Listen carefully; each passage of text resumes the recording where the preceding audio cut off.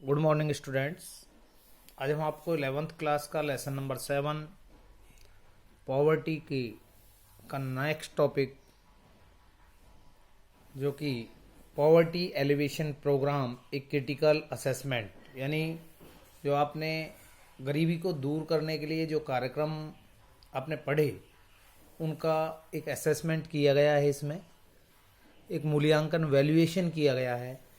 तो वैल्यूएशन में हम पढ़ेंगे कि हमारी अचीवमेंट्स क्या रही जो हमने प्रोग्राम चलाए, और फेलियर्स क्या रही, अर्थात कितना हम सफल हुए उसमें और कितना सफलता प्राप्त नहीं की।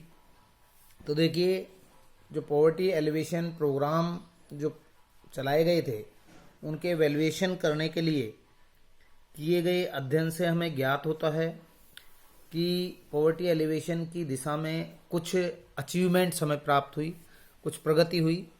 निर्धनता उन्मूलन कार्यक्रमों की मुख्य उपलब्धियां या अचीवमेंट जो एलिवेशन प्रोग्राम थे उनके मेन अचीवमेंट्स क्या थी।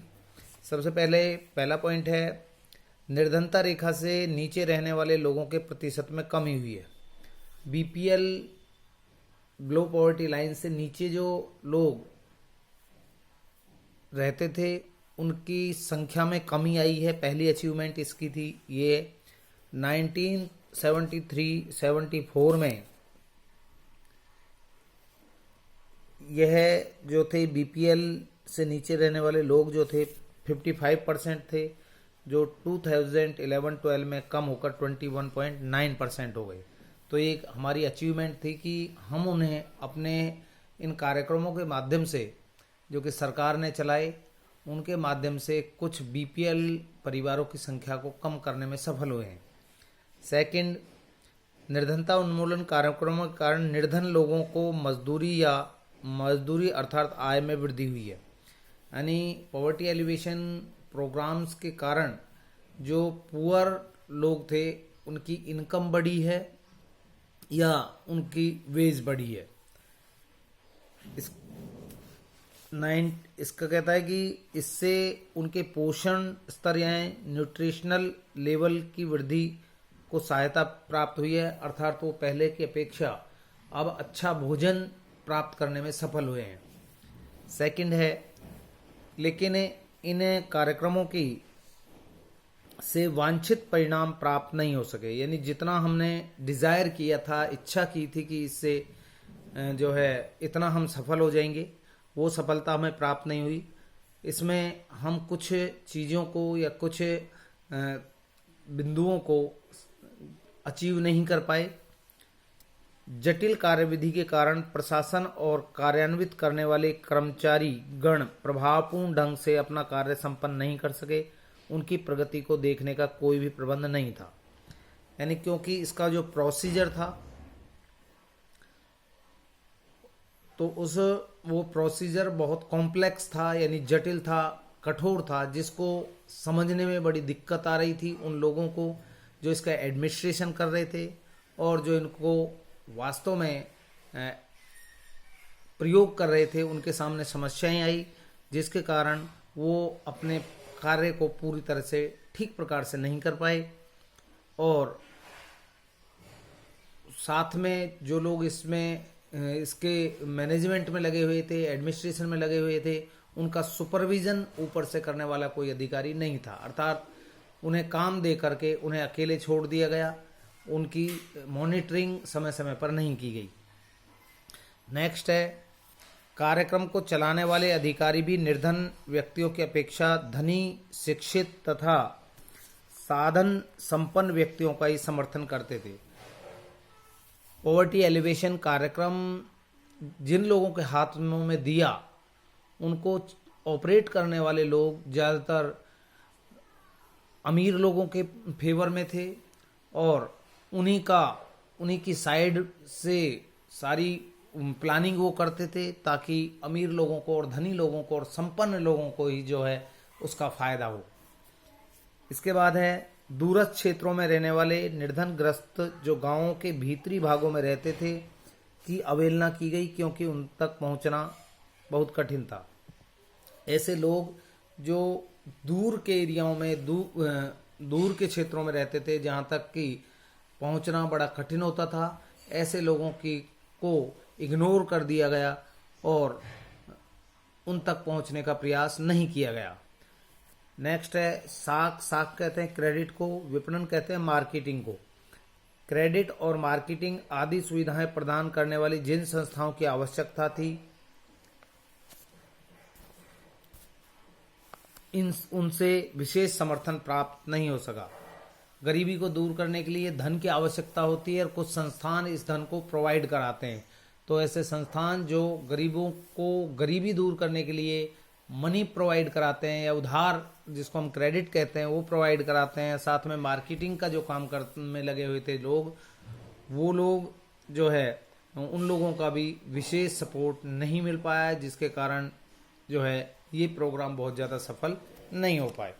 इसके बाद है नेक्स्ट आपका निर्धन की परिभाषा स्पष्ट नहीं थी, फलस्वरूप कई गैर निर्धन व्यक्तियों ने कार्यक्रम का लाभ उठाया। पॉवर्टी के अंतर्गत पुअर किसे कहा जाए ये बहुत ज़्यादा क्लियर नहीं था, जिससे कि बहुत से ऐसे लोग जो गरीब नहीं थे वो भी इसका फ़ायदा उठाने लगे, जिससे कि गरीबों का जो हिस्सा था वो उन लोगों के पास जाने लगा जो वास्तव में उसके लिए जो है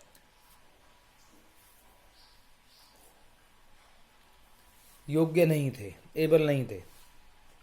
गांव के स्थानीय शक्तिशाली समूहों ने निर्धन उन्मूलन कार्यक्रमों के सुपुर्दगी संयंत्र पर नियंत्रण रखना शुरू कर दिया। इसके परिणामस्वरूप सुपुर्दगी पैकेज में कई रिसाव हो रहे हैं और निर्धनों को निर्दिष्ट सहायता राशि का केवल थोड़ा हिस्सा प्राप्त हो रहा है।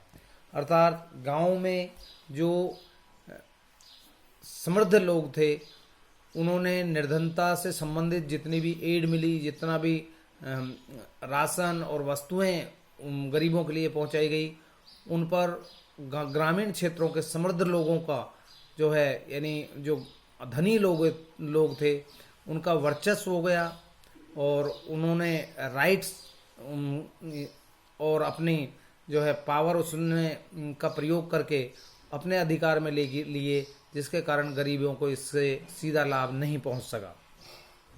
निर्धनता उन्मूलन कार्यक्रम सरकार द्वारा समर्थित कार्यक्रम थे और आम जनता का इसे समर्थन प्राप्त नहीं था। ये प्रोग्राम जो है मेनली गवर्नमेंट ने चलाए हुए थे और केवल गवर्नमेंट ही सारा काम देखरेख कर रही थी, जिसके कारण जनरल पब्लिक का इसमें कंट्रीब्यूशन नहीं था और वो जो है जनरल पब्लिक इसमें सहयोग नहीं कर रही थी, अर्थात इसमें कोऑर्डिनेशन नहीं कर रही थी। इसके बाद है निर्धनता उन्मूलन कार्यक्रम की रणनीति को समूची विकास रणनीति के साथ नहीं जोड़ा गया। इस कार्यक्रम ने समूची अर्थव्यवस्था की कार्यप्रणाली को संशोधित करने का कोई प्रयत्न नहीं किया, जो कि निर्धनता का मूल कारण है। तो आप यहाँ तक इसको कर लेंगे। पॉवर्टी एलिवेशन जो कार्यक्रम चलाए गए उसको टोटल जो डेवलपमेंट स्ट्रेटेजी था उसके साथ इंक्लूड नहीं किया गया, क्योंकि इस कार्यक्रम ने समूची इकोनॉमी की यानी होल इकोनॉमी की कार्यप्रणाली को संशोधित करने का कोई प्रयत्न नहीं किया गया, इसलिए जो है ये बहुत ज़्यादा सफल नहीं हो पाई। तो यह पॉइंट आप कर लेंगे। इसके बाद बात आती है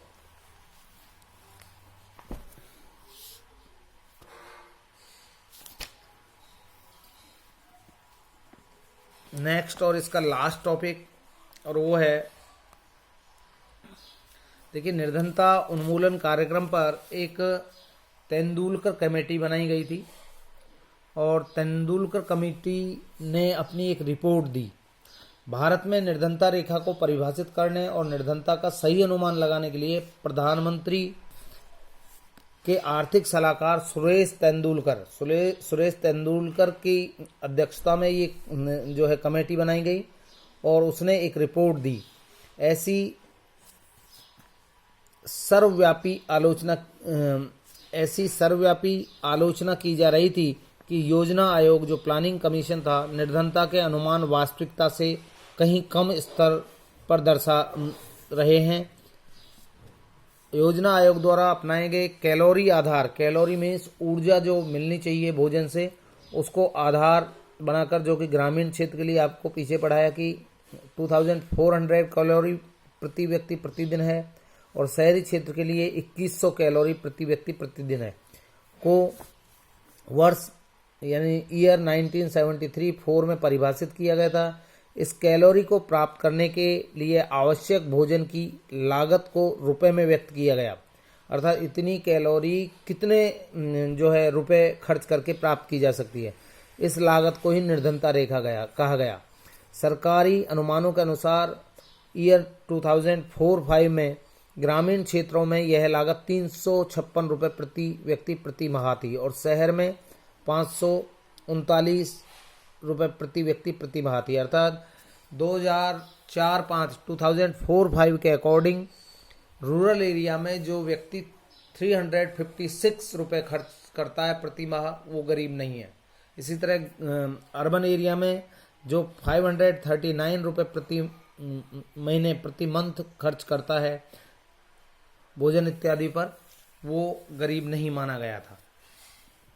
तेंदुलकर कमेटी ने अपनी रिपोर्ट 2009 में प्लानिंग कमीशन को पेश की। इस कमेटी ने निर्धनता रेखा को परिभाषित करने के लिए केवल कैलोरी आधार ही नहीं मान लिया, यानी केवल कैलोरी को ही बेस नहीं माना गया इस कमेटी के अनुसार कि भाई जब हम गरीबी को मेजर करते हैं, बीपीएल कौन है और कौन नहीं है, इसको मेजर करते हैं, तो उसमें इस रिपोर्ट में कहा गया कि केवल कैलोरी को बेस नहीं बनाया जा सकता, बल्कि स्वास्थ्य, शिक्षा, कपड़ों पर खर्च को भी शामिल किया जाता है। इस आधार पर वर्ष 2004-5 के लिए नई निर्धनता रेखा परिभाषित की गई, जिसके अंतर्गत रूरल एरिया में 356 रुपये प्रति व्यक्ति प्रति माह की राशि को बढ़ाकर 447, अर्थात जहां पहले 356 रुपये पर कैपिटा एक्सपेंडिचर को जो है बीपीएल की श्रेणी में रखा गया था, अब उसको बढ़ाकर 457 रुपये 47 कर दिया गया, और रूरल एरिया में 539 पर हेड जो एक्सपेंडिचर है उसकी राशि को बढ़ाकर 579 कर दिया गया। दैनिक राशि यानी डेली जो खर्च है उसके रूप में निर्धनता रेखा को ग्रामीण क्षेत्रों में 12 रुपये प्रति व्यक्ति से 15 रुपये और शहरी क्षेत्र में 18 से 19 कर दिया गया। तेंदुलकर कमेटी की रिपोर्ट के अकॉर्डिंग 2004-5 में यूनिफॉर्म रिकॉल अवधि उपभोग के आधार पर भारत की 37.2% जनसंख्या जो पॉपुलेशन थी वो बिलो पॉवर्टी लाइन थी, जबकि प्लानिंग कमीशन के अनुसार यह जनसंख्या जो थी 27.5% थी। तेंदुलकर जो कमेटी की जो रिपोर्ट है उसके अनुसार भारत के ग्रामीण क्षेत्र में 41.8% और अर्बन सेक्टर में जो है रूरल क्षेत्र शहरी क्षेत्र में 25.7% जो लोग हैं बीपीएल हैं। कुछ राज्य सम स्टेट जैसे उड़ीसा, बिहार, महाराष्ट्र, मध्य प्रदेश, झारखंड, छत्तीसगढ़ की आधे से अधिक जो पॉपुलेशन है वो बीपीएल है, अर्थात इतने अधिक लोग अपने भोजन, कपड़ा, स्वास्थ्य और शिक्षा जैसे आधारभूत आवश्यकताओं को भी पूरा नहीं कर पा रहे हैं। तो ये आपके ये चैप्टर कंप्लीट हुआ। आप इसे अच्छे से वीडियो को देखेंगे और उसके बाद इसके क्वेश्चंस को सॉल्व करेंगे। थैंक्स।